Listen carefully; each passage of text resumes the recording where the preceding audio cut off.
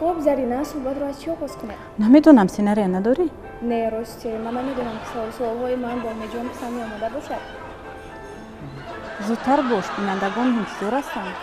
خب بیایید از مسابقه هایش حرف میزنیم. از آن مسابقه هایی که در طول سال جاری در سال 2021 یعنی که با کدام دستاوردها نایل گشتند، در کدام مسابقه های ورزشی یعنی که دست بالا گردیدند، نام تاجیکستان را بلند برداشتند. یعنی گفتن که امید جان ورزشکار است؟ بله.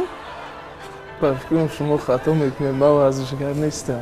راستی من روز بلگی شما را دیده فکر کردم که شما اصلا هم ورزشکار هستید. بینندگان عزیز این یک حاصل بود و مهمونی نوبتی ما هستند سراینده جوان سال 22 امیدجان برهان. در آغاز صحبت ما با شما سوال پیشنهاد میکنیم. اگر شما با سوالهای ما جوابی مشخص دادید آنگاه شما صاحب تحفه میشوید. شما راضی؟ بله. با یک نگاه عاشق میشوید؟ بله. کی که همون وقت شد. اگر از من با این سوال جواب دهم بعدی که خونه میروم یک جنگ کلام میشود در خونه. حیف افسوس دلم با شما میسوزد که نمیتوانید دیگر با یک نگاه عاشق شوید، چون شما با سوالی ما پاسخ دادید. ما با شما تحفه میکنیم. راستی گپ در انتخاب تحفه ما همه کسا خیلی کوشش کردیم و باوری داریم که تحفه ما برای شما یعنی که پسند میاد. چون این نزدینه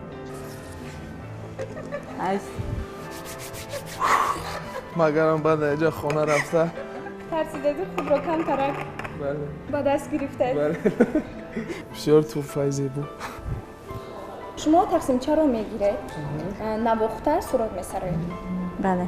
اما سروده که برای خودتان پسند است یعنی که دوست داشته ترین سرودی خود را میتوانید بسرید. نواخته کنم میتوانم میخوانم در دستم میریخته. انگوری سیاهی شاخه چو گوشواری هم چیدن و هم چشیدنش دشواری آه دستم نرسید آه به آغوشه تر در دیل علمو خوشم پایان فروما камера вайк не стоптен. Сколько дает? Вайш да. Безупште. Рабко. Зарин. Миша. Бас. Все, удачи. Ай, чай. ای جمعه ای خیلی نبدوخی؟ شما کنم که نبود؟ نه خیلی من سریک برام هم سر پر من شوشتم خیلی میام یا سافت کبته خیلی نمیفهم من کرسکا نکنم سر من هیچ گناه کنم از تمانیات اثر میگیرین؟ توزشتم تمانیات شما در سال نوی میلادی بحر مردم شریف تاجیکستان.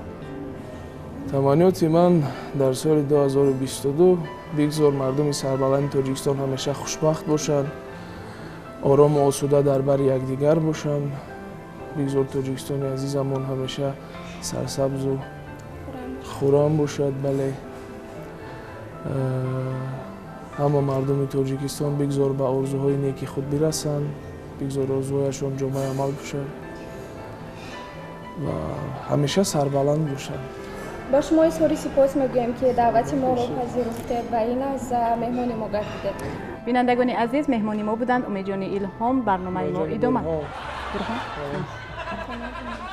بینندگان عزیز مهمانی ما بودند امیدجان برهان. برنامه ما ادامه دارد.